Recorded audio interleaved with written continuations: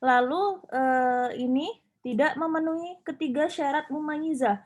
Perempuan yang tidak memenuhi ketiga syarat mumayizah yang sudah kita jelaskan di awal kemarin. Ya, semoga masih ingat. Apa aja itu? Sebentar saya bacakan biar ingat. Apa Cici? Ya, itu orang darah kuat ini ya syaratnya mumayizah itu darah kuat tidak kurang dari sehari semalam atau 24 jam. Kemudian darah kuat tidak melebihi 15 hari 15 malam dan darah lemah tidak kurang dari 15 hari 15 malam serta keluar secara terus-menerus. Itu syarat mumayizah. Nah, di sini kasusnya dia seorang perempuan yang tidak memenuhi syarat mumayizah. Lalu dia hanya ingat kebiasaan lama masa haid, tetapi lupa kapan dimulai haidnya. Maka hukumnya adalah ini hari yang dia yakini biasa haid, maka dihukumi haid. Hari yang dia yakini suci, dihukumi istihadah. Dan hari-hari yang dimungkinkan suci, atau mungkin haid, dia harus berhati-hati seperti halnya mustahadah, mutahayyirah yang kita jelaskan kemarin. Oke Mbak, next. Next di sesi. Nah, contoh, perempuan mengalami istihadah, jadi dia itu keluar darah lebih dari 15 hari. Kemudian sebelum mengalaminya, dia ingat masa haidnya selama 5 hari dalam 10 hari pertama ya, di awal bulan. Tapi dia lupa kapan mulai haidnya. Yang ia ingat hanyalah pada tanggal 1 dia itu suci. Ini dia artinya, ada yang tipe ya, itu masa ya, bukan nasa. Artinya dia itu sudah punya adat, tapi dia lupa, ya. Dia lupa kapan mulai haidnya. Yang dia ingat cuma masa haidnya itu mengalami dia mengalami haid, kemudian mulainya lupa, yang dia ingat tanggal 1 dia suci. Maka, oke Mbak, next. Mana tadi? Mohon maaf nih, kepencet. Oh iya, nggak apa-apa. Maka tanggal 2 sampai 5 itu haid, mungkin suci. Kemudian tanggal 6 dia yakin haid, dan tanggal 7 sampai 10 mungkin haid, mungkin suci, mungkin mulai putusnya haid juga. Karena dia itu lupa, akhirnya serba mungkin gitu, nggak pasti. Tapi karena dia tadi ingat, yakin tanggal 1 suci, ya berarti suci. Nah, kemudian tanggal 11 sampai akhir bulan dia yakin suci. Hukumnya yaitu waktu yang yakin haid dihukumi seperti layaknya orang haid dan dia tidak boleh melakukan sholat, membaca Al-Quran, berdiam diri di dalam masjid, berhubungan suami istri, dan lain sebagainya. Ini yang dia yakin haid, yakni pada tanggal 6 itu dia tidak boleh sholat. Puasa juga nggak boleh.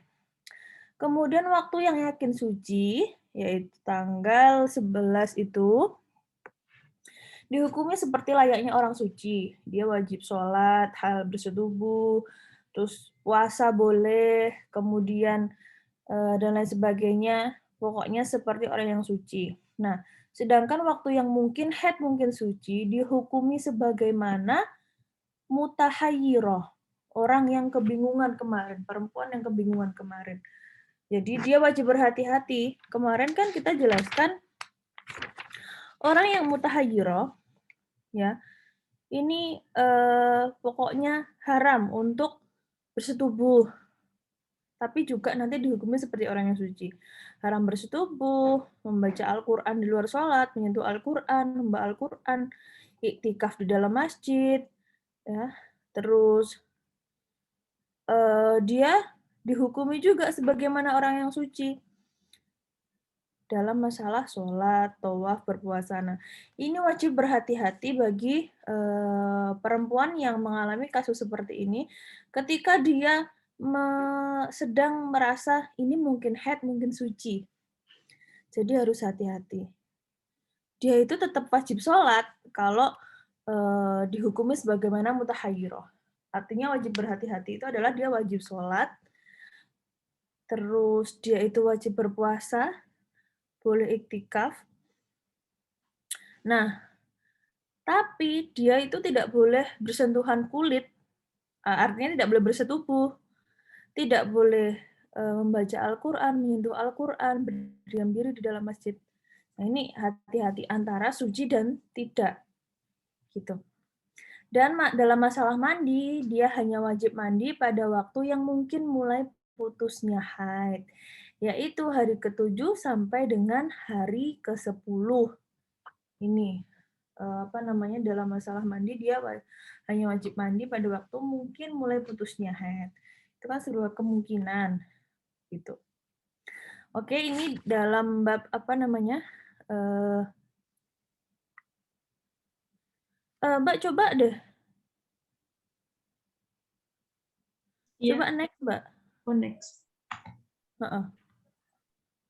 Nah, itu tadi nomor 6, kemudian sekarang nomor 7 atau kita bahasanya istihadoh yang akhir. Istihadoh haid yang akhir. Yaitu muqtadah ghairu mumayyizah dzakirah li'adatiha waqtan la qadron. Oke, next, Mbak. Jadi dia itu perempuan yang pernah haid dan pernah suci, artinya dia juga punya adat, sudah punya adat, lalu mengeluarkan darah melebihi batas maksimal haid 15 hari 15 malam, lalu antara darah lemah dan kuat tidak bisa dibedakan, terjadi dalam satu warna, atau bisa dibedakan karena terjadi dalam lebih dari satu warna. Kemudian dia juga tidak memenuhi syarat mumayyizah, yang ketiga tadi yang sudah saya sebutkan.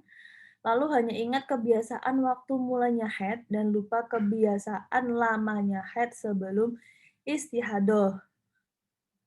Ini kebalikan dari yang tadi. Kalau dia tadi yang nomor 6 itu, dia lupa kapan mulainya dan ingat kebiasaan lamanya. Kalau ini dia hanya ingat waktu mulainya haid.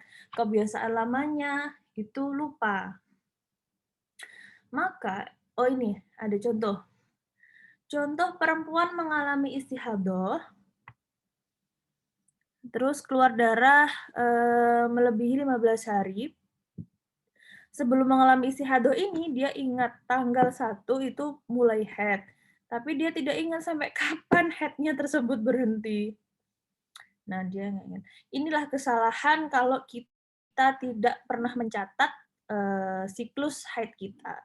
Jadi dari awal sudah saya wanti-wanti kalau siapkan buku, ya, siapkan buku. Kalau di HP bisa, cuman handphone itu kan takutnya kalau pas rusak, ngehang gitu kan. Nah, mending siapkan buku, ditulis, setiap haid itu ditulis mulai tanggal berapa, lamanya berapa, darahnya yang keluar warna apa, itu untuk antisipasi ketika nanti istihadoh. Jadi kalau dia punya catatan yang detail, otomatis dia akan ingat, karena dia bisa membacanya. Nanti hukumnya jadi gampang, dia puasanya jadi gampang, sholatnya jadi gampang. Kalau kayak gini, dia mungkin haid, mungkin suci, itu kan kayak di tengah-tengah, terombang-ambing, tidak pasti. Lebih sulit untuk menghukumi orang seperti ini. Nah, maka jadilah perempuan yang mumayyizah tadi. Ya, ini contoh perempuan mengalami istihadah, keluar darah lebih dari 15 hari. Dia ingat mulainya tanggal 1, tapi dia tidak ingat sampai kapan haidnya berhenti. Maka tanggal 1 itu yakin haid. Tanggal 2 sampai 15 mungkin haid, mungkin suci. Juga mungkin mulai putusnya haid. Nah, ada 3 kemungkinan di sini. Kemudian tanggal 16 sampai akhir bulan, dia yakin suci. Nah, sedangkan hukumnya adalah masa yang yakin haid. Ya, masa yang yakin haid dihukumi layaknya orang yang haid. Kemudian masa yang yakin suci dihukumi seperti layaknya orang yang suci. Dan masa yang mungkin haid, mungkin suci, dan mungkin putusnya haid, dia dihukumi seperti perempuan yang mutahayyirah, yaitu ya wajib sholat, puasa, tapi tidak boleh bawa Al-Quran, tidak boleh baca Al-Quran di luar sholat, seperti itu. Jadi lucu ya, dia wajib sholat tapi nggak boleh baca Al-Quran di luar sholat. Dia wajib sholat tapi tidak boleh bersetubuh. Inilah perempuan mutahayyirah karena dia perempuan yang sedang kebingungan. Oke. Mungkin dari sini ada yang ingin ditanyakan sebelum kita next ke bab nifas. Ya, baik. Mbak Vika, monggo ditawarkan, mungkin ada yang mau bertanya. Baik, dari para peserta yang hadir, apakah ada pertanyaan? Bisa menggunakan fitur raise hand atau di kolom chat. Assalamualaikum warahmatullahi wabarakatuh. Saya mau bertanya. Assalamualaikum warahmatullahi wabarakatuh. Yeah. Kalau perempuan istihadah itu caranya bagaimana, nggih? Kan kayak keluar darah terus biar tetap apa ya? Darahnya itu biar nggak gampang, biar nggak keluar gitu loh. Keluarnya terlalu itu biar nanti sholatnya gampang. Soalnya kan sedikit kesusahan. Misalnya kalau lagi istihadah keluarnya darah ini misalnya terlalu deras ya. Terus gimana caranya biar tetap bisa sholat itu? Biar mampet katan gitu. Tapi tetap apa nggak sakit ngoten lho. Nggih. Nggih, saya jawab langsung ya. Jadi perempuan yang istihadah ini Mbak Vika tolong ini kembalikan ke layar tadi. Ini share screen-nya udah. Mungkin nanti bisa di-save sendiri-sendiri karena tadi udah saya kirim di room chat. Ini dikembalikan ke ini layar ini. Biar saya nggak kayak ngomong sendiri. Oh, saya stop share ya? Oh iya. Iya, stop. Biar saya nggak kayak ngomong sendiri. Loh, ini gambar saya hilang. Oh, udah ini. Oke, jadi pertanyaannya adalah bagaimana caranya seorang mustahadoh atau perempuan yang istihadoh itu agar bisa sholat ya, agar darahnya tidak keluar. Nah, perempuan yang istihadoh atau yang sering disebut mustahadoh ini termasuk yang namanya daimul hadas. Daimul hadas ini adalah orang yang mengeluarkan hadas terus-menerus. Seperti halnya keputihan. Ya, keputihan itu kalau banjar paham banjar ya, deres, itu juga disebut daimul hadas, artinya orang yang punya hadas. Ya, keputihan, terus istihadah itu kan hadas ya. Punya hadas terus-menerus, keluar darah terus-menerus. Lalu bagaimana cara sholatnya? Cara sholatnya adalah sebelum berwudu, miswi itu dibasuh. Miswi dibasuh seperti cebok ya. Darahnya dibersihkan, kemudian disumpal pakai kapas. Ya, itu aja, dikira-kira, jangan sampai masuk banget, nanti takutnya nggak bisa keluar. Bahkan kalau dalam kitab itu, kapas itu kayak ditali gitu. Kapasnya dimasukkan, nanti agar kapas itu bisa dikeluarkan lagi, bisa pakai tali itu gitu. Terus kapasnya dimasukkan, itu gunanya agar menyumbat darah agar tidak keluar. Nah, setelah itu ada lagi, setelah disumpal oleh kapas, lalu dibalut lagi dengan pembalut, softex gitu ya, pembalut. Itu ditumpuk. Nah, habis itu ada lagi, agar menekan darah untuk tidak keluar, itu kayak disarankan memakai kain diikat seperti kain sumo. Tahu kan orang yang ini Jepang tuh kalau sumo celananya gimana? Jadi kayak pampers tapi dari kain. Nah, itu agar menekan darah untuk tidak keluar. Nah, setelah itu wudhu langsung segera sholat. Jadi 1 kali wudhu untuk orang istihadah, untuk orang daimul hadas itu hanya boleh untuk 1 kali sholat fardu. Nah, terus boleh beberapa kesunahan. Nggak boleh kalau 2 kali sholat fardu, misal jama' itu nggak boleh. Bolehnya 1 kali sholat fardu sama boleh sholat sunnah, boleh kemudian membaca Quran dan lain sebagainya, yang penting sunnah. Nggak boleh melakukan ibadah fardu melebihi 1. Nah, kok nanti ya setelah kita melakukan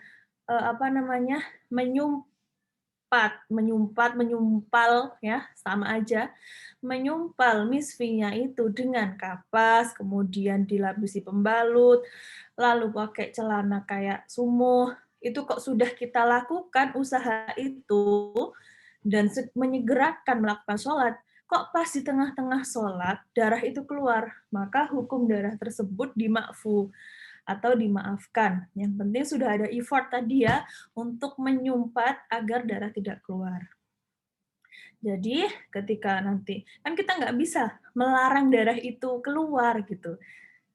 Jangan keluar dulu, aku masih sholat, nggak mungkin kan? Nah, yang bisa kita lakukan ya tadi dengan cara menyumpal darah tersebut, menyumpal misfi tadi.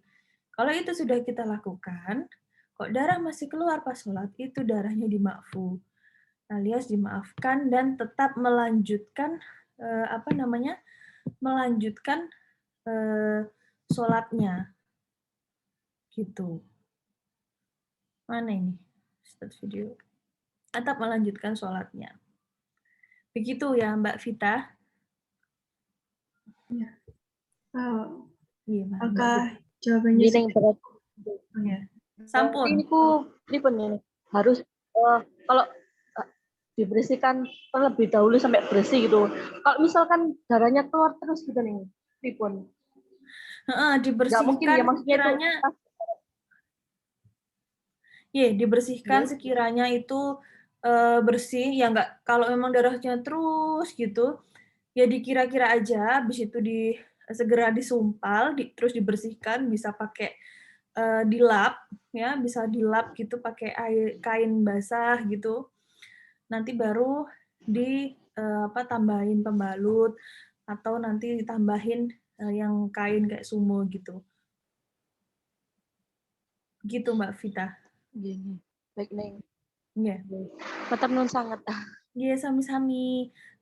Islam tuh tidak memberatkan kok. Jadi kalau misalkan memang darahnya keluarnya terus gitu, itu yang penting kita udah ada usaha itu nanti dimakfu. Gitu.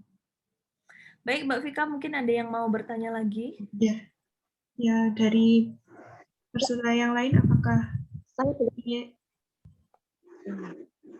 apakah ada yang kalau ingin saya boleh bertanya? tanya lagi. Oh, iya, monggo. Boleh, Mbak Vita.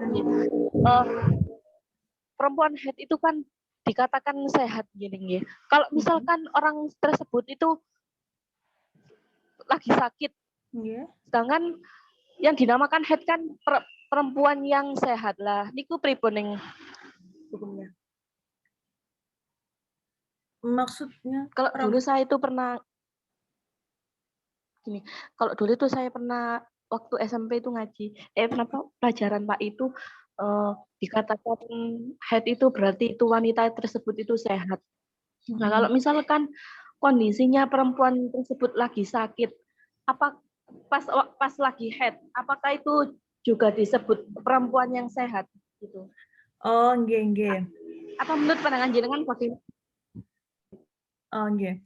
Jadi maksudnya kalau perempuan haid itu memang banyak yang mengatakan kalau perempuan bisa haid itu adalah perempuan yang sehat, perempuan yang normal gitu ya. Biasanya orang menyebut haid sebagai tanda perempuan yang sehat. Betul, karena memang itu adalah darah yang sisa-sisa. Kalau menurut kedokteran kan haid itu darah sisa-sisa yang ada di rahim ya. Karena tidak dibuahi, akhirnya dia keluar gitu. Jadi haid itu bukan, kalau menurut kedokteran sendiri, insya Allah bukan darah penyakit gitu yang sering kita sering kita dengar gitu. Oh, haid itu darah kotor, darah penyakit. Itu sebenarnya darah sisa-sisa, sisa dari yang tidak dibuahi, akhirnya dia keluar gitu. Nah, kalau orang sering menyebutkan perempuan yang normal atau perempuan yang sehat itu mengalami siklus haid, karena sisa-sisa darahnya itu memang keluar. Tapi ketika haid memang ada kayak perut sakit, dilepen ya, kalau dalam bahasa Jawa itu dilepen, kemudian payudaranya sakit, agak mengencang, itu memang sebagai tanda-tanda dari haid sendiri. Jadi bukan ketika merasakan itu, artinya bukan berarti perempuan itu tidak sehat, karena itu termasuk tanda-tanda ketika akan keluar darah haid. Lalu, menurut saya ya, apakah perempuan yang sedang haid ketika dia sedang sakit itu tetap dinamakan perempuan yang sehat? Ya selama, jadi perempuan yang haid itu, jadi maksud Mbak Vita tadi, dia mengeluarkan haid ketika dia sakit, gitu ya Mbak Mbak Nggih, Vita? Neng. Oh, jadi Nggih, nggih. tapi bukan penyebab sakitnya bukan haid atau gimana? Bukan, cuma Bukan. lagi sakit, misalnya lagi di rumah sakit gitu, lagi sakit. Nggih. Berarti memang Tapi dia haid. Sedang haid. oh, berarti itu tidak ada hubungannya ya Mbak Vita? Oh Karena gitu, nggih, nggih. tidak ada hubungannya, karena kan kalau sakit setiap orang pasti ya merasakan sakit ketika mungkin imunnya menurun atau gimana gitu kan. Kalau haid beda lagi. Jadi pandangan saya tadi ya gitu, haid itu bukan darah kotor tapi sisa-sisa sel-sel telur kalau nggak salah ya yang dibuai, karena dia tidak dibuai akhirnya keluarlah sebagai darah haid gitu. Dan benar kalau orang yang haid itu sebagai tanda dia sehat, perempuan yang sehat itu sebenarnya benar, karena ya tadi, karena ada, darah yang dikeluarkan, kayak gitu.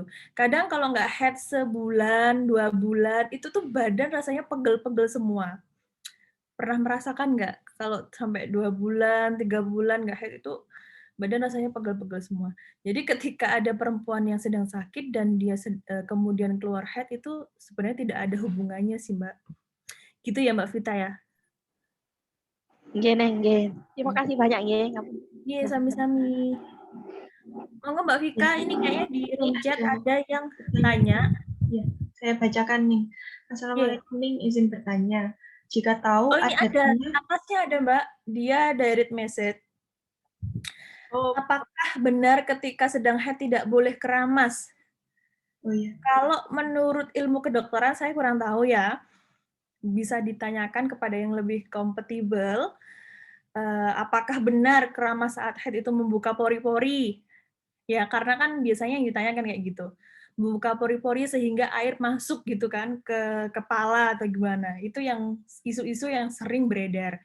Tapi kalau dalam Islam, karena saya ini kan biasanya fikih bukan kedokteran, dalam Islam itu keramas tidak apa-apa. Kenapa? Coba bayangkan, kita 15 hari haid, terus nggak keramas, itu keadaan rambut kita seperti apa? Jadi jadi kan gini, kadang yang dikhawatirkan adalah ketika keramas takut rambutnya rontok. Itu tuh nggak apa-apa. Ketika kita sedang haid, menyisir rambut rontok, kemudian keramas rambut rontok, itu nggak apa-apa. Dan tidak harus disucikan nanti ketika kita suci. Nggak perlu dikumpulkan di dalam buku. Tidak ada dalil yang mengatakan seperti itu, bahkan Imam Ghazali pun tidak pernah menyebutkan seperti itu. Yang makruh adalah ketika haid memotong rambut dan memotong kuku. Nanti ketika itu sudah terlanjur, terpotong atau memotong kuku atau memotong rambut, juga tidak wajib untuk dibasuh saat kita suci. Sebaiknya malah dikubur di tanah gitu. Jadi tidak ada larangan dalam Islam ketika sedang haid itu untuk keramas. Sama sekali tidak ada larangan. Dan kalau rambut rontok ya nggak apa-apa, memang rambutnya rontok gimana lagi. Nggak usah diambil kalau sudah di bawah. Gitu. Dan yang wajib dibersihkan disucikan itu ya rambut yang masih menempel di badan, kuku potongan yang masih menempel di badan kita, kayak gitu.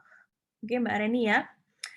Kemudian yang selanjutnya, Ya, ini saya bacakan Neneng. ya boleh. Dari Mbak Rahma, Assalamualaikum Ning, izin bertanya. Jika tahu adatnya dan tahu awal haid, contohnya biasanya 8 hari, dan memang 8 hari, namun hari ke-16 keluar darah lagi, tapi karena hari ke-16 bukan termasuk haid, dan belum jarak 15 hari dari hari terakhir, apakah itu disebut istihadah? Jika tahu adatnya dan tahu awal haid, biasanya 8 hari. Namun hari ke-16 keluar darah haid karena bukan termasuk haid.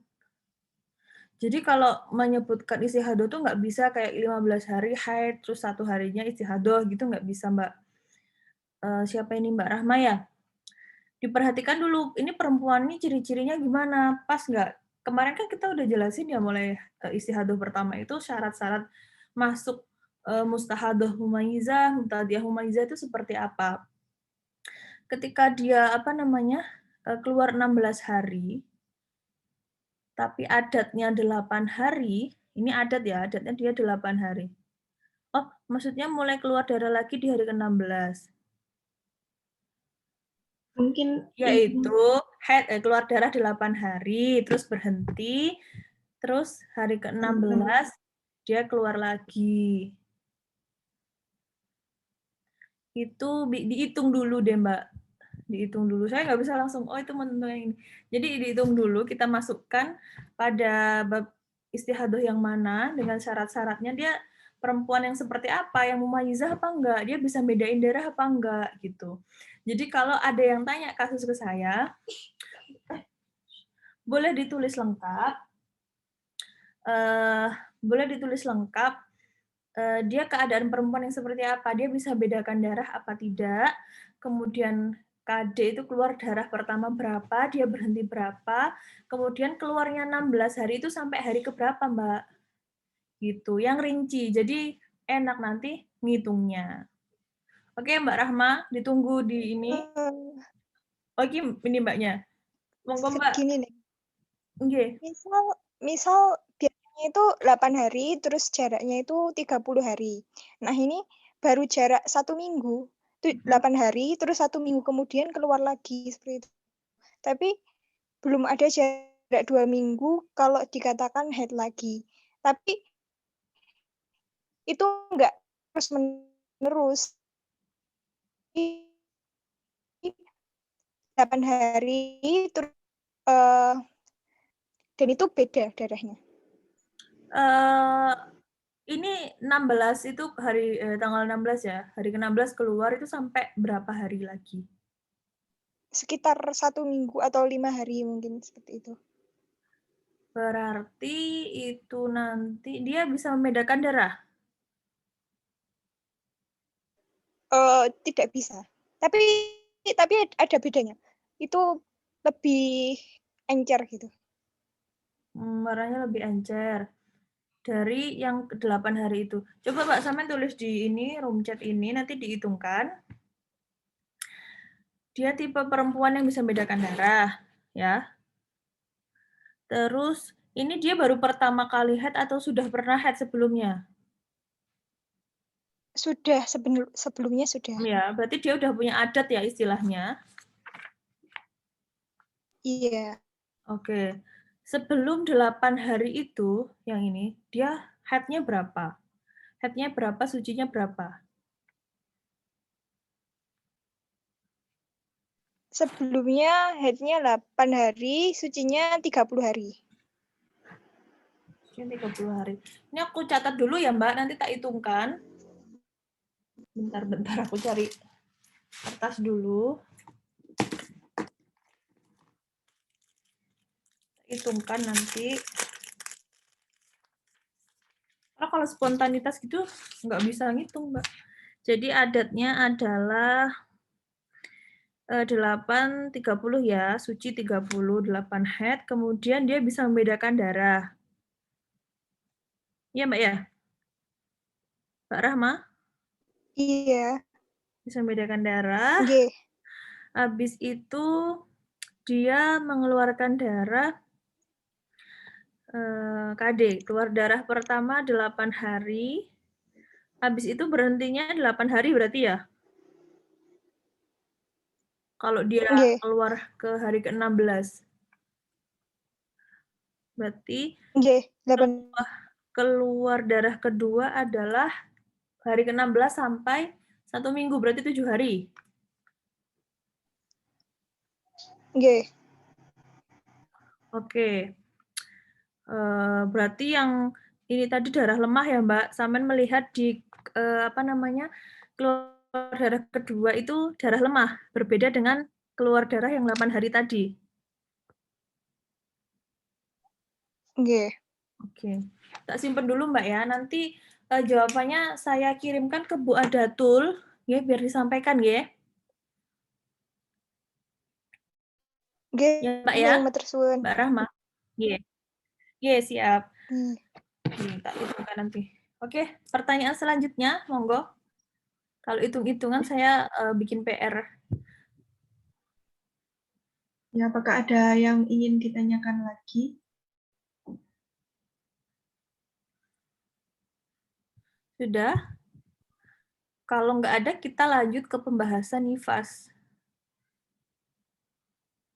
Oh ya, saya Iya. mau bertanya nih. Oh, gitu, monggo. Ketika istihadah itu kan berarti eh, kita diwajibkan untuk sholat ya, untuk melaksanakan kewajiban. Nah, itu apakah perlu mandi besarnya? Mungkin sudah ditanyakan. Nah, kalau tadi dalam kasus tadi kan, apa namanya istihadah itu kan suci, seperti orang yang suci. Iya. Jadi dia ketika akan sholat tidak wajib untuk mandi besar, kecuali ketika pas dia berhenti dari haid, karena tadi kita sudah ngitung kan, oh yang dikatakan haid, ya yang yakin haid. Kemudian kan setelahnya itu, apa namanya, ketika dia mungkin haid, mungkin suci, mungkin apa, itu kan dihukumi istihadah. Nah, ketika dia sudah sampai misalkan yakin haidnya 1-2 hari, oh berarti ya sudah setelah 2 hari itu dia mandi besar, kemudian besoknya karena udah dihukumi istihadah, maka dia wajib sholat. Dan setiap sholat itu tidak perlu untuk mandi besar. Karena istihadah itu suci. Aslinya orang yang suci gitu loh. Orang yang ya seperti orang yang nggak keluar haid, cuman karena dia keluar darah, akhirnya kan dihukumi namanya istihadah. Jadi tiap mau sholat, ya tadi harus menyumpal misfinya dengan kapas, kemudian didabelin sama pembalut, lalu kayak kain sumo gitu, agar darahnya tidak keluar ketika sholat. Tapi kok nanti ketika sholat keluar darahnya, ya sudah dimakfu. Yang penting sudah ada usaha untuk menyumpal darah tersebut. Jadi setiap akan sholat, dia harus melalui ritual tadi. Dia tidak wajib mandi, tapi harus melalui ritual tadi. Ritual yang saya sebutkan tadi. Paham ya, Mbak? Ya, berarti saya cross-check lagi, mandinya itu ketika setelah diyakini masa haidnya itu selesai gitu. Betul. Oh, ya. Tergantung kasusnya. Tergantung kasusnya. Kalau dulu ada yang namanya apa ya? Muqtadah mumayyiza itu yang dihukumi haid cuman 1 hari. Selebihnya sampai 30 hari itu istihadah. Maka dia wajibnya ya ketika 1 hari itu habis, dia langsung mandi karena dia udah harus suci, mandi suci. Nah, kalau yakin suci itu ya tergantung kasusnya gitu. Nggak bisa kita kayak langsung, oh kalau ini berarti 5 hari. Kalau apa pada kasus ini kayak kita langsung bilang, oh 15 hari ini haid. Jadi setelah 15 hari mandi, terus selanjutnya istihadah itu nggak bisa kayak langsung menghukumi. Meskipun kan kita tahu maksimal haid 15 hari. Tapi kalau kita keluar 18 hari, itu cara ngitungnya, kita lihat darah kuat dan darah lemahnya. Darah kuat nanti dihukumi haid dan darah lemah itu dihukumi istihadoh. Jadi kita nggak bisa menghukumi 15 harinya itu haid, kemudian 3 harinya istihadoh. Tidak bisa seperti itu. Jadi harus melalui tahap hitung-hitungan. Dan itu cukup membuat pusing. Gitu. Oke. Lalu ini, apakah mungkin nih kalau misal seorang perempuan itu mengalami tujuh tipe istihadah ini, maksudnya misal masa haid ini mengalami istihadah yang tipe pertama, terus ganti lagi gitu, maksudnya nggak sama gitu. Mungkin bisa. Cuman kan apa namanya, istihadah tipe pertama itu kan ketika dia pertama kali mengalami haid dan langsung istihadah. Dia pertama kali keluar darah itu langsung istihadah. Gitu. Jadi dia nggak punya adat. Tinggal kayak meletakkan, jadi udah ada template-nya. Oh, template yang mustahadah pertama itu gimana, kedua gimana. Jadi tinggal memasukkan kasus kita pada template tersebut. Penyelesaiannya ada di template-nya. Nah, itu juga karena kayak rumus gitu loh. Itu juga perlu ngitung. Gitu, Mbak Vika. Ya, sampun jelas. Ya. Baik, apakah ada pertanyaan lain yang ingin ditanyakan? Kalau nggak ada, kita lanjut bab nifas. Cuma saya belum bikin PowerPoint-nya ya, yang bab nifas. Disimak aja sambil bawa catatan, bawa oret-oretan, biar ada tulisan nanti yang untuk dibaca, untuk dibuka lagi. Kita masuk bab nifas ya, Mbak? Ya, baik. Bismillahirrahmanirrahim. Bab nifas. Jadi pengertian nifas itu sebenarnya kalau menurut bahasa adalah melahirkan. Kemudian menurut istilah syara adalah darah yang keluar melalui misfi perempuan setelah melahirkan atau belum melebihi 15 hari setelahnya jika darah tidak langsung keluar. Jadi ada perbedaan antara darah wiladah dan darah nifas. Kalau darah wiladah itu lahir bersamaan dengan bayi. Bayi keluar, mak procot, nah yang keluar bareng bayi itu namanya wiladah. Setelah itu barulah keluar darah nifas. Nah, itu nanti dinamakan nifas, atau darahnya itu, darah nifas tuh nggak langsung keluar. Jadi habis melahirkan, bayi berbalut darah itu kan wiladah, nggak keluar darah lagi. Nah, kemudian dia setelah 2 hari baru keluar darah. Itu tetap dinamakan nifas, ya, asal tidak melebihi 15 hari setelah melahirkan. Lalu gimana mandinya orang wiladah dan nifas? Kan wiladah itu pas sambil mengeluarkan bayi. Caranya bisa langsung mandi atau bisa didouble nanti saat suci dari nifas. Niatnya bisa digabung atau cukup nawaitul ghusla li raf'il hadatsil akbari fardholillahi ta'ala. Itu cukup.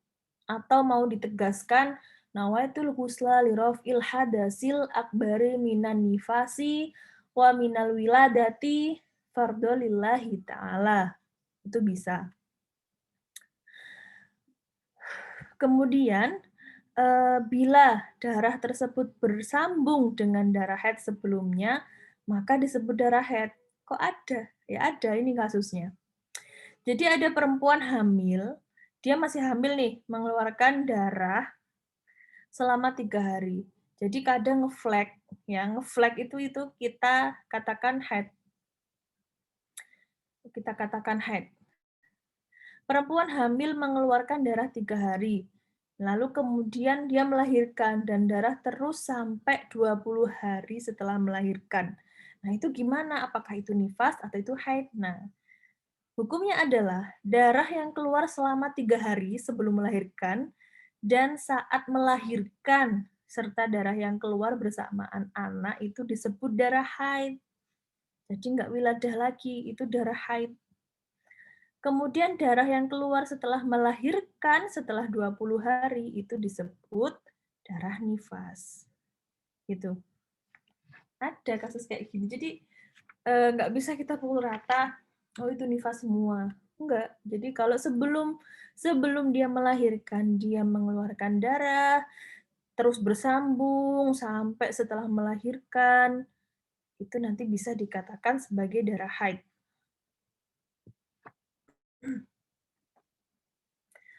Kemudian contoh lagi ya, darah yang bersambung dengan darah haid.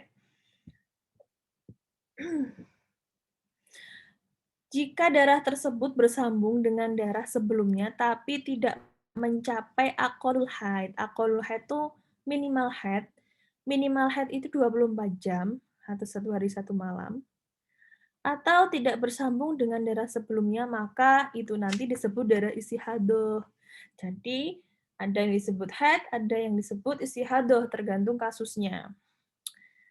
Contohnya, perempuan hamil keluar darah selama 20 jam.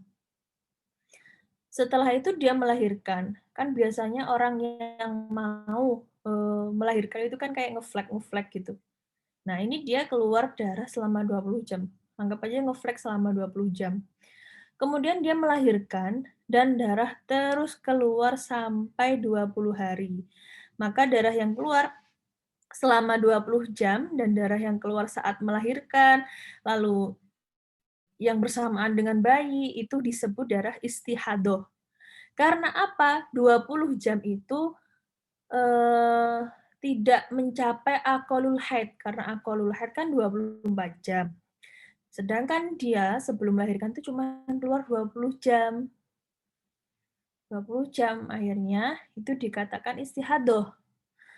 Nah, dia keluar terus selama 20 jam dan darah keluar saat melahirkan, ya, darah yang keluar selama 20 jam, darah yang keluar saat bersamaan dengan bayi melahirkan, itu disebut darah istihadah.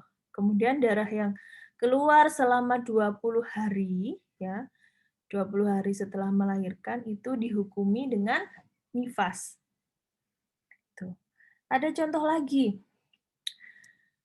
Ya, ini kita bahas nifas aja udah masuk bahas istihadah fin nifas. Karena istihadah itu ada punyanya istihadah haid, ada punyanya nifas. Gitu. Haidnya istihadah, nifas juga punya istihadah. Contoh lagi, ada perempuan hamil keluar darah selama 5 jam, lalu darah berhenti selama 1 hari, ya, lalu melahirkan dan keluar sampai 20 hari. Maka darah yang keluar 5 hari pertama itu disebut darah haid. 5 hari sebelum melahirkan dulu disebut darah haid. Kemudian darah yang keluar saat melahirkan dan keluar bersamaan dengan bayi disebut darah istihadah. Lalu untuk darah yang keluar setelah melahirkan selama 20 hari itu disebut darah nifas. Sedangkan 1 hari yang dia suci tidak keluar itu ya dihukumi suci. Itu masa suci pemisah antara haid dan nifas. Kalau haid dengan haid itu wajib masa pemisahnya 15 hari 15 malam. Aqallu tuhri. Aqallu tuhri itu minimal suci 15 hari 15 malam.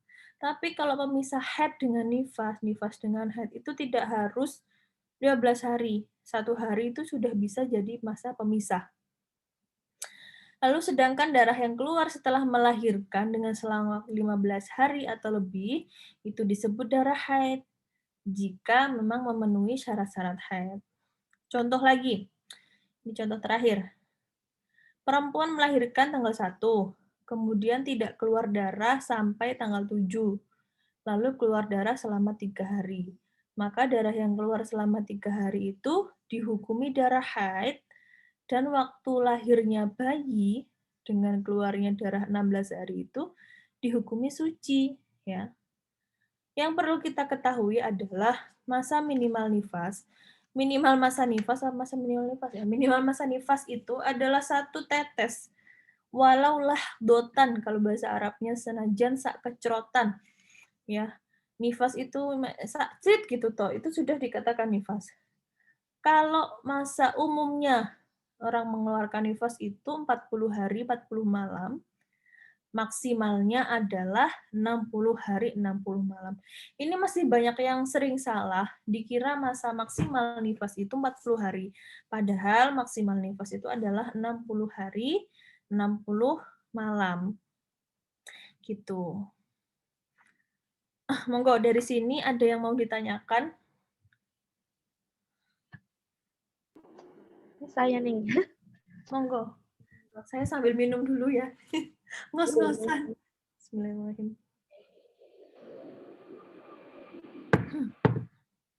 Monggo. Mbak Vita.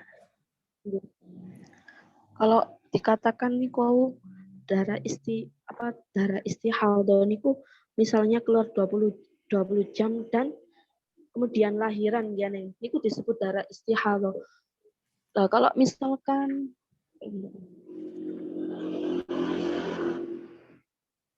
berarti itu nanti dihitung selama 20 hari darah istihadah, setelah itu hari yang ke-20 itu disebut darah nifas ngoten apa ning? Nggih, yang contoh tadi nggih, yang contoh bersambung tadi nggih. Yang jika darah itu bersambung dengan darah sebelumnya itu. Nggih.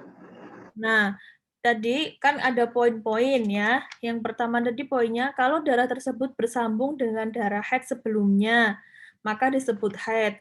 Poin kedua adalah, bila darah tersebut bersambung dengan darah sebelumnya, tapi tidak mencapai minimal masa haid, ya, yaitu 24 jam, atau tidak bersambung dengan darah sebelumnya, maka itu disebut istihadah. Saya ulangi ya. Contohnya tadi perempuan hamil, ini yang ditanyakan poin B ya Mbak Vita? Yang 20 jam tadi ya? Nah, perempuan hamil keluar darah selama 20 jam. Ya, 20 jam artinya kalaupun dia sedang nggak hamil, 20 jam itu kan belum termasuk masa minimal haid. Jadi ini dihukum istihadah 20 jam itu. Setelah itu melahirkan dan darah terus keluar sampai 20 hari. Jadi darah yang keluar selama 20 jam, ya 20 jam tadi, dan darah yang keluar saat bayi melahirkan, dan pokoknya bersamaan dengan bayi itu istihadah. Sudah jebret ya, sudah jebret pas sebelum melahirkan sampai dia melahirkan, yang darah bersamaan bayi itu istihadah. Lalu dia keluar darah setelah itu sampai 20 hari. Itu disebut darah nifas. Gitu. Gitu Mbak Vita, gimana? Berarti perhitungannya itu 20 hari ini. Perhitungan Untuk semua kasus misalnya haid juga itu. 20 hari. Nah, ini cuma contoh. Nah, Maksudnya misalkan itu perhitungan kayak 20 hari di sini cuma contoh, berarti misalkan mboten 20 hari. Jadi gini Mbak Vita, kan ini contoh ya. Contoh 20 hari. Misalkan dia setelah melahirkan itu keluarnya sampai 30 hari, maka ya 30 hari itu nifas. Atau 40 hari atau 50 hari. Itu 50 hari itu masih nifas selama belum melebihi 60 hari. Gitu Mbak Vita. Gimana Mbak Vita?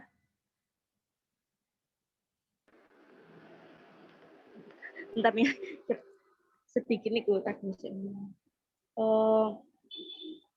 Ya, berarti yang darah yang keluar tidak 24 jam itu tadi disebut istihadah ini. Iya, Kalau betul. itu nih, kenapa dikatakan tetap sehat gini nggih, meskipun ada perempuan yang niku waktu hamil tapi dia juga haid dan juga istihadah itu juga dikatakan sehat gini nggih. Nah, Karena kalau memang pengalaman kalau istihadah ini memang katanya darah penyakit, kalau istihadah ini.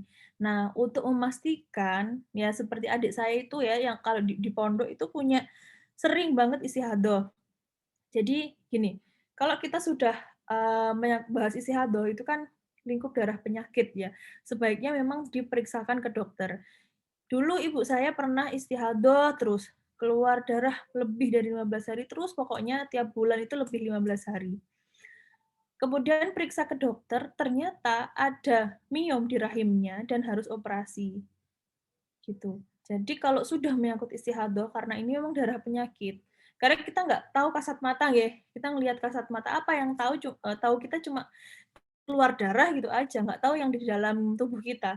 Jadi itu langsung aja kalau, mengalami istihadah, langsung, ke dokter, karena dokter yang lebih tahu. Yang jelas kalau istihadah itu memang darah penyakit, beda dengan haid. Gitu Mbak Vita. Nggih, nggih, nggih ning. Ya, pengalamannya Terus Mbak Vita, mengeluarkan istihadah gitu? belum, saya belum nikah nih. Oh, kan istihadah nggak perlu ini, nikah, nggak perlu apa, melahirkan dulu kalau istihadah. Ya, pernah sih kalau istihadah pernah nih, tapi kalau dulu pernah waktu di pondok Hmm. itu 1 kali. Oh iya, biasanya mikir juga itu bisa bikin istihadah. Kalau kita mikir kadang mikir hafalan, dulu saya juga pas di pondok itu pernah istihadah. Karena hafalan, pokoknya mikir itu keluar dari istihadah. Gitu sih. Nggih, Jadi, pertanyaannya sudah terjawab Mbak Vita? nggih ning. Nggih. Sampun matur nuwun. Iya, sami-sami. Mungkin ada yang lain mau menanyakan tentang nifas ini, monggo Mbak Vika ditawarkan. Iya, dipersilakan Saya mau bertanya, Mbak Sofi. ya, Ya, silakan begini sampaikan. nih, ini tapi Seputar nifas ya. eh, bukan, nggak tahu ini istihadah atau gimana, tapi saya mau menceritakan waktu itu saya ingat mau melahirkan.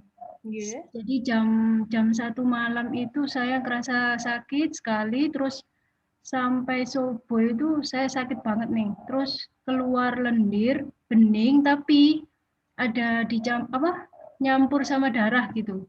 Nah, saya bingung itu saya sholat subuh atau gimana gitu. Jadi saya waktu itu searching di Google, akhirnya kok katanya enggak sholat gitu subuh gitu. Terus akhirnya setelah itu sampai pagi udah nggak sakit lagi sampai duhur. Akhirnya duhur saya sholat, terus em, jam 2 saya melahirkan. Nah itu gimana nih? Apakah sholat subuh saya tadi itu memang enggak sholat atau gimana nih? Ya, betul. Jadi dalam kehamilan itu memang ada yang namanya haid juga, Mbak. Jadi orang hamil itu memang bisa haid. Yang Mbak Sofi lakukan itu udah benar, karena itu flek, ya, keluar flek, darah, itu Mbak Sofi tidak perlu sholat. Tapi kalau sudah darahnya sudah berhenti, sudah nggak ada lagi fleknya, maka Mbak Sofi wajib sholat kayak pas sholat duhur itu. Sudah benar Mbak Sofi yang dilakukan. Sebenarnya saya enggak waktu duhur itu saya sholat duhur itu karena saya nggak ngecek sih nih sebenarnya darah apa enggak. Cuma saya nggak ngerasakan sakit gitu. Oh, wis nggak sakit berarti Oh, saya wajib tapi sholat. kan pas pipis itu pasti ngecek. Ada nggak? Saya lupa waktu itu. Nah, kan kita itu perempuan ya. Perempuan itu kan sering sekali mengeluarkan yang namanya, sudah sering pokoknya saya bahas, ada yang namanya madhi sama wadhi. Nah, itu kan najis kalau nempel di celana dalam. Maka kalau kita sholat, itu kan sebaiknya dilepas. Harus wajib dilepas agar kita nanti pas sholat, pas wudhu itu tidak membawa najis. Jadi sebelum sholat itu mending dilepas. Ya, ini bukan mending sih, wajib dilepas celana dalamnya. Gantilah pakai sarung dulu, kalau pakai celana ya, pakai sarung dulu. Terus nanti di kamar mandi dibersihkan misfinya, disucikan ya kayak cebok gitu, terus wudhu, baru sholat. Celana dalamnya nggak usah dipakai lagi pas sholat, nanti dipakai ketika setelah sholat. Begitu seterusnya tiap akan sholat. Gitu. Kenapa? Ya agar pas sholat kita tuh tidak membawa najis. Nah, kalau dalam bab haid juga, cara kita mengetahui namanya haid terputus-putus itu kan banyak ya kasusnya. Kadang keluar 1-5 jam, terus berhenti, keluar lagi. Lah itu ngeceknya gimana? Ngeceknya ketika sholat, ketika masuk waktu sholat. Dicek celana dalamnya. Wah, aku keluar lagi enggak? Kalau enggak, ya sudah, dia wajib mandi, lalu sholat. Gitu. Jadi pesan saya buat teman-teman semua, buat panjenengan-panjenengan semua, kalau mau sholat harus menjaga kesucian, terutama area nisfi. Dia itu sering sekali mengeluarkan cairan-cairan yang najis. Otomatis celana dalam yang kita pakai itu pasti najis. Maka kalau sholat harus dilepas, misfinya disucikan, lalu berwudu, kemudian sholat. Kalau mau dipakai lagi, nggak apa-apa. Kalau mau ganti celana dalam, ya nggak apa-apa, lebih baik gitu. Kalau di luar, kalau lagi perjalanan, bisa dengan memakai pembalut atau panty liner. Kalau sekiranya sering banget keluar cairan, pakai pembalut aja. Panty liner itu kayaknya tidak memadai. Bisa pakai pembalut, berangkat pakai pembalut, lalu nanti misal di masjid rest area gitu, pembalut yang lama itu dilepas, misfinya dicebokin, disucikan, baru pakai pembalut yang baru dan melaksanakan sholat. Begitu terus ketika akan sholat. Jadi kita aman pas sholat tidak membawa najis. Gitu. Terima kasih, Ning. Nggih, sami-sami. Monggo ada lagi Apakah yang mau bertanya? ada yang ingin ditanyakan kembali? Ya, nanti ini sebenarnya bahasan nifas masih banyak contoh-contohnya. Itu di apa namanya nanti ya, di pertemuan selanjutnya. Karena banyak kalau kita apa namanya bahas langsung nanti bingung. Saya juga udah menggos-menggos. Ya udah ditutup aja Mbak Vika kalau sudah nggak ada yang bertanya. Tanya, Nek. Saya mau tanya. Oke, Ada. monggo. Kita head itu nggak langsung beres. Kedengeran ya suara saya? Bercak-bercak selama 2 sampai 3 hari. Dan itu tetap sholat napa udah dihukumi head, Neng? Mohon maaf. Gimana Mbak? Ketika head tidak langsung keluar deras warna darah, Ya. keluar bercak-bercak selama 3 hari. Dan itu bercak-bercaknya tidak sampai jatuh ke celana dalam, Neng. Bercak. Lah terus bercak-bercaknya di mana? Ketika kita mau sholat, ketika itu apa namanya pipis gitu terus. Sekedap Mbak, sekedap. Iya, bukan Mbak ya? Apa sih?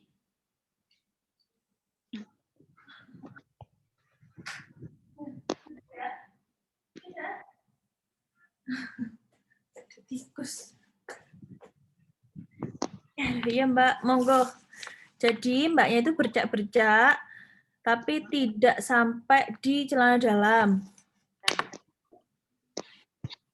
Ketika mau sholat tuh ketahuan gitu. Kayak pas habis pipis gitu. Ini bercak-bercak darah atau apa Mbak? Darah. Kayak keputihan, tapi warnanya coklat, kadang merah. Oke, coba sampean ulangi dari awal pertanyaannya. Ketika mau head,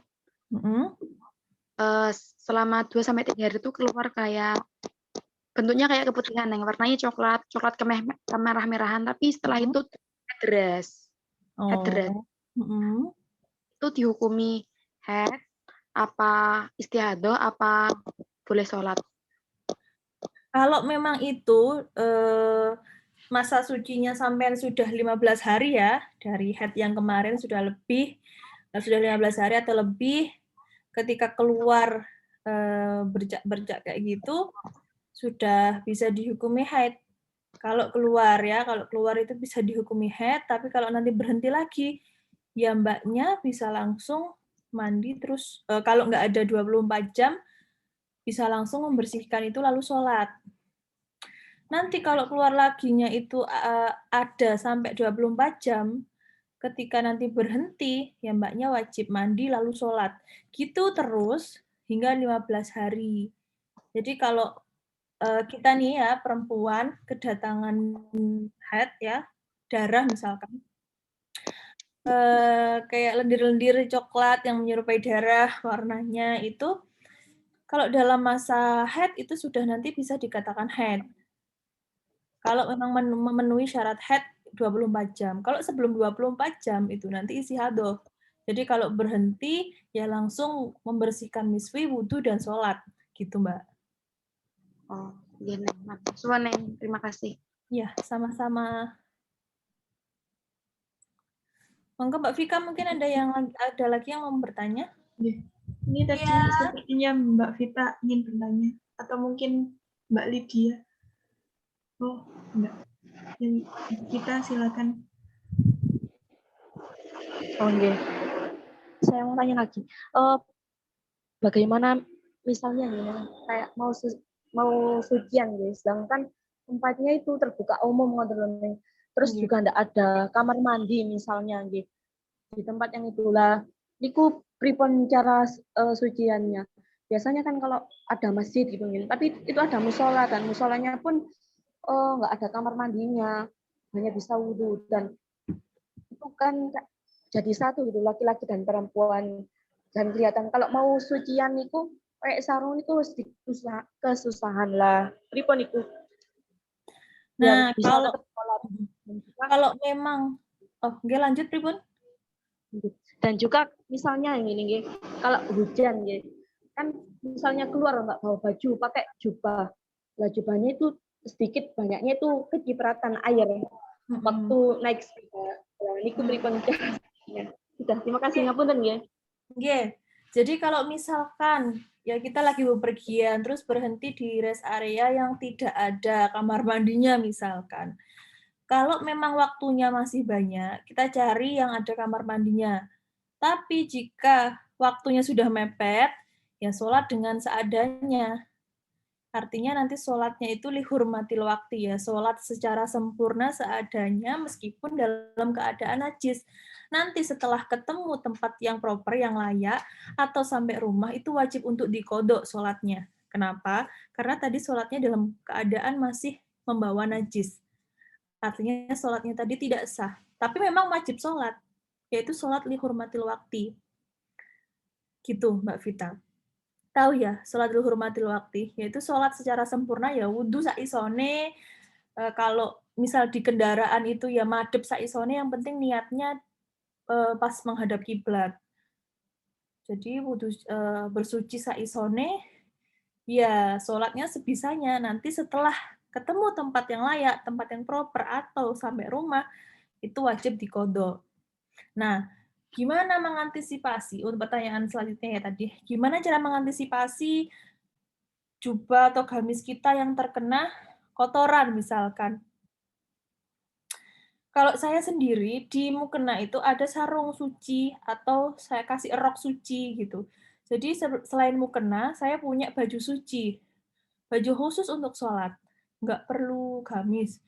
Cukup sarung atau rok aja yang bawahan. Karena yang sering terkena najis kan bagian bawah, nggih. Jadi itu dipersiapkan. Selain ada mukena, juga ada pakaian suci khusus untuk sholat.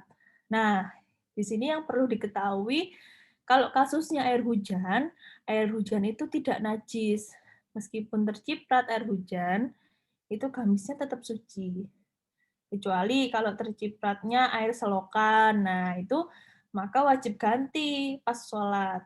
Solusinya ya adalah, kalau kemana-mana kan biasanya bawa mukena, itu dalamnya dikasih ya rok suci gitu khusus untuk sholat. Jadi kita aman kalau kemana-mana sudah membawa baju suci. Gitu Mbak Vita. Memang agak ribet ya kita itu mau sholat harus melepas celana dalam. Ya memang kayak gitu, tapi nanti kalau sudah terbiasa nggak akan ngerasa ribet. Gitu. Malah kayak risih kalau kita nggak ganti gitu. Berarti niku kayak didobeli ngoten nggih, mesti kan mukenanya kan jubahnya kan bawahnya kan kotor nggih, didobeli sama yang suci ngoten. Napa pripun? Dilepas. Kalau memang itu kena najis loh ya dilepas. Karena kalau tetap cuma didobeli tok ya, itu nanti tetap aja kita sholat membawa najis. Oh, iya. Ya kalau ya cari tempat yang layak, yang ada kamar mandinya buat ganti. Itu kalau apa namanya kena najis tadi.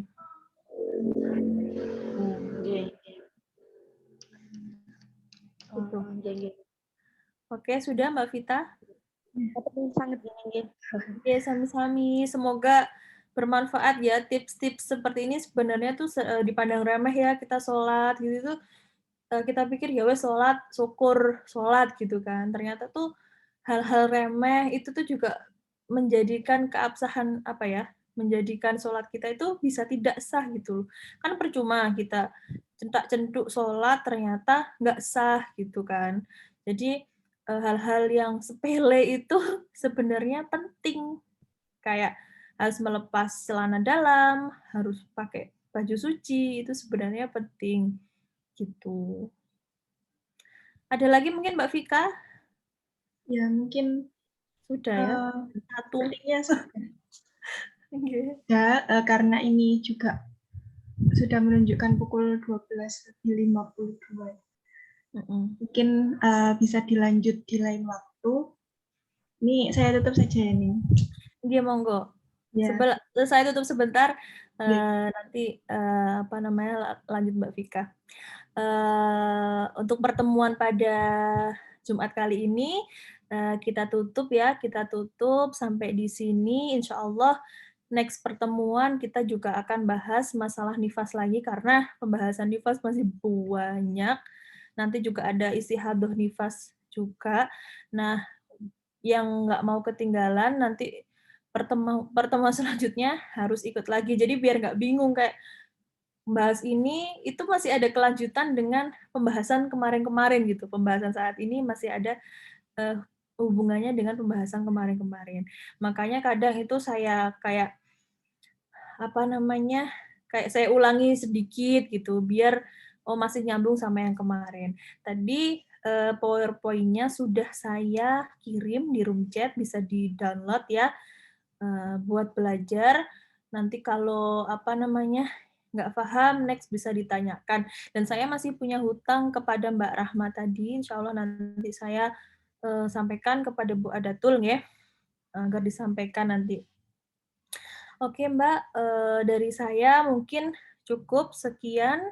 Wallahul muwafiq ila aqwamit thoriq. Wassalamualaikum warahmatullahi wabarakatuh. Monggo Mbak Vika. Terima kasih untuk Ning Firda atas materinya yang sangat bermanfaat ya untuk kami para perempuan. Semoga pada siang hari ini bisa menjadi amal ibadah untuk kedepannya. Mari kita tutup dengan bacaan hamdalah. Walhamdulillahirrahmanirrahim.